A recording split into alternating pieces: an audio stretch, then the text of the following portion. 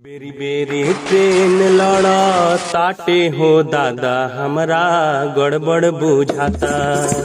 बेरी बेरी ट्रेन लड़ा ताटे हो दादा हमरा गड़बड़ बुझाता। घुसपैठी घुस के कर तारे तमाशा हमरा गड़बड़ बुझाता।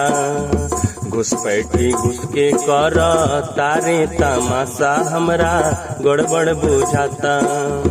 कब बंगाल कब यूपी में लड़ता, चाले में हमारा विदेशी ही लागता।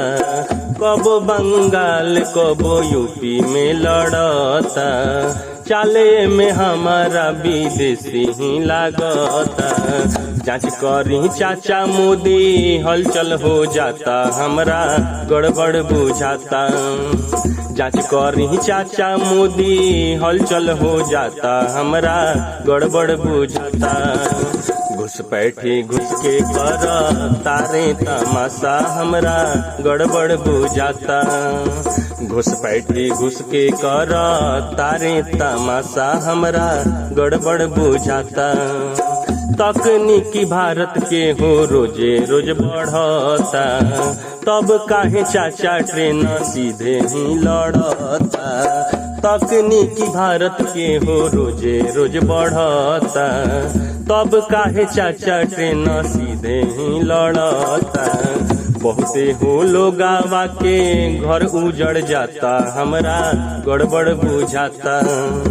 बहुते हो लोगावा के घर उजड़ जाता, हमरा गड़बड़ बुझाता। घुसपैठी घुस के कर तारे तमाशा हमरा गड़बड़ बुझाता। घुसपैठी घुस के कर तारे तमाशा हमरा गड़बड़ बुझाता। ट्रेन एक्सीडेंट में कितना घर उजड़ जाता, होता काहे ऐसन देश जानल ई चाहता। ट्रेन एक्सीडेंट में कितना घर उजड़ जाता, होता काहे ऐसन देश जानल ई चाहता। साजिश हो चाचा हमरा बड़हन बुझाता, हमरा गड़बड़ बुझाता। साजिश हो चाचा हमरा बड़हन बुझाता, हमरा गड़बड़ बुझाता।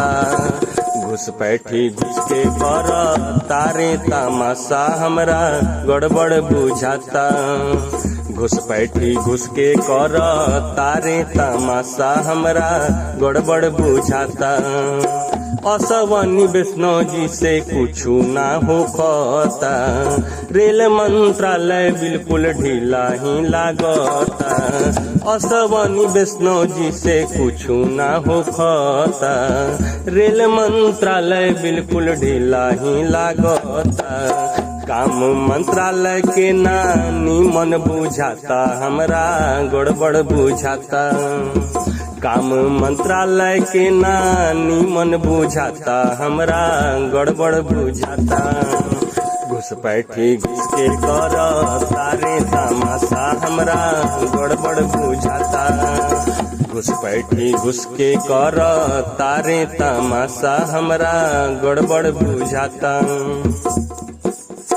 नेहा राठौर के नहीं बोलिया सुनाला, करेली काम जे में पैसा भेटाला। नेहा राठौर के नहीं बोलिया सुनाला, करेली काम जे में पैसा भेटाला। दुकानदारी में गाड़ी इनका बहुते बिकाला, हमरा गड़बड़ बुझाता। दुकानदारी में गाड़ी इनका बहुते बिकाता, हमरा गड़बड़ बुझाता। घुसपैठी घुस के कर तारे तमाशा हमरा गड़बड़ बुझाता। घुसपैठी घुस के कर तारे तमाशा हमरा गड़बड़ बुझाता। घुसपैठी घुस के कर तारे तमाशा हमरा गड़बड़ बुझाता। अगर वीडियो पसंद आई लोग तो धड़ाधड़ शेयर करब, शेयर में कंजूसी ना करब और ये छोट भाई के मनोबल जरूर बढ़ाए। बहुत बहुत धन्यवाद। अगर हमारी प्रस्तुति आपको अच्छी लगी हो तो हमारे चैनल को सब्सक्राइब करें, वीडियो को लाइक करें। मिलेंगे फिर अगली बार ऐसी एक वीडियो के साथ, तब तक के लिए नमस्कार। जय हिंद, जय बिहार, जय चंपारण।